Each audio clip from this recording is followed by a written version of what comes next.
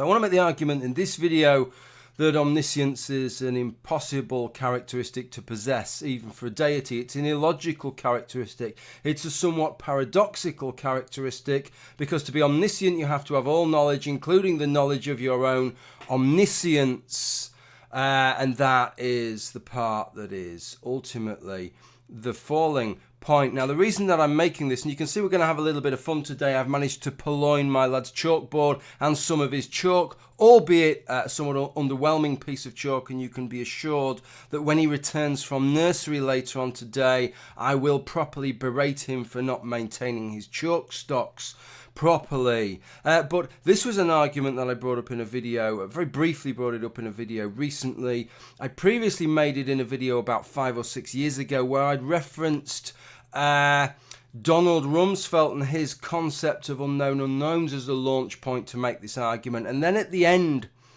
of the video, I gave an example of just the kind of way in which that kind of doubt would exist for a deity that would make a claim of omniscience illogical. Dark Matter 2525 took that idea and fleshed it out into a wonderful video, which of course I will link you. I want to take back ownership of that again, and I'm going to sketch this out on this board to explain the point. Okay, I'll zoom the camera in on the board. Okay, so let's have a little go at this. Never done anything like this before. At the chalk face, as the teaching community used to call it back in the day when they actually had blackboards and chalk before technology took over. So let's start off with a god. And I'm going to propose a god to you, and I'm going to call that god, God B. God B is all-knowing and all-powerful, omniscient and omnipotent, easily powerful enough to create a universe such as our own. So let's draw that universe in, and we could represent that universe. Let's represent that universe, just for the lulz, with the earth, okay? To represent the kind of gross anthropocentrism that religions have demonstrated over the years, and parochial kind of viewpoint. Let's see if I can draw it to a sort of scale map of the planet. There's Great Britain and Ireland, and there's sort of North America, South America, Australia's down here somewhere, Antarctica's there. There's Asia and the rest of Europe, and Africa there. Perfect. Okay. Absolutely spot on. Okay. God B is more than capable of doing that, but doesn't. Instead, what God B does is God B sinks its energies into creating another hyper-intelligent, hyper-powerful agent, God A.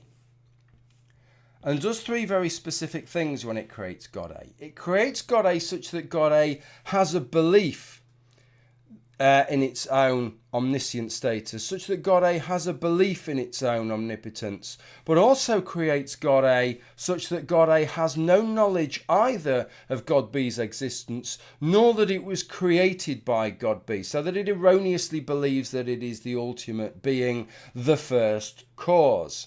God A is the agent that then goes on to create our universe. Okay, I am sure by now you can already see the epistemic dilemma that places God A, or indeed any instances of a God A. The problem for God A's is that it's impossible for a God A to differentiate between being genuinely omniscient, being genuinely omnipotent, and being genuinely the first causal agent, or erroneously labouring under those beliefs as a result of being created that way by a God B. But here's the real kicker.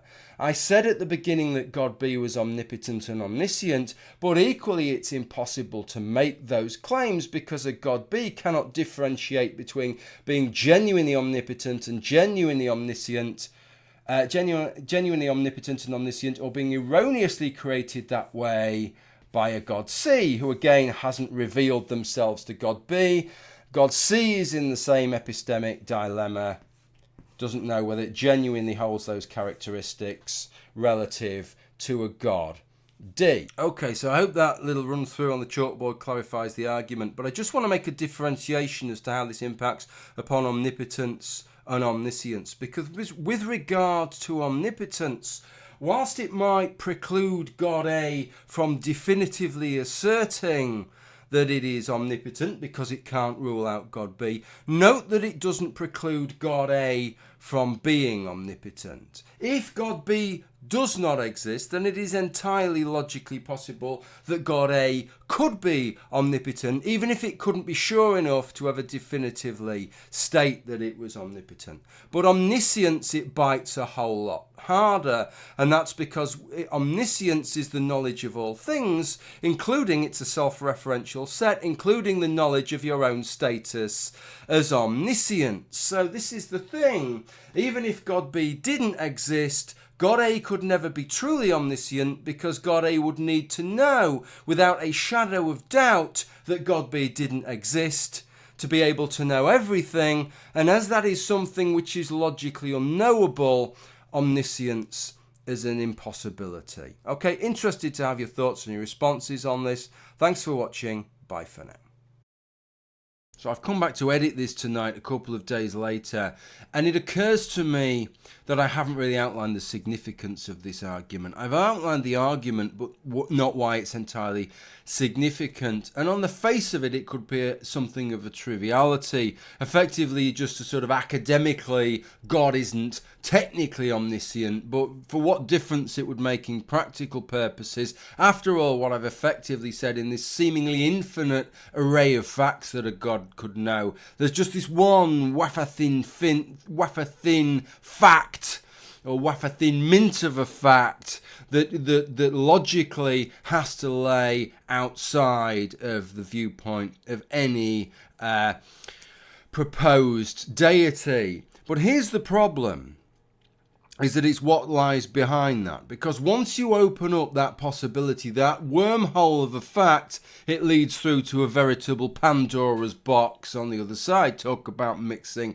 metaphors there.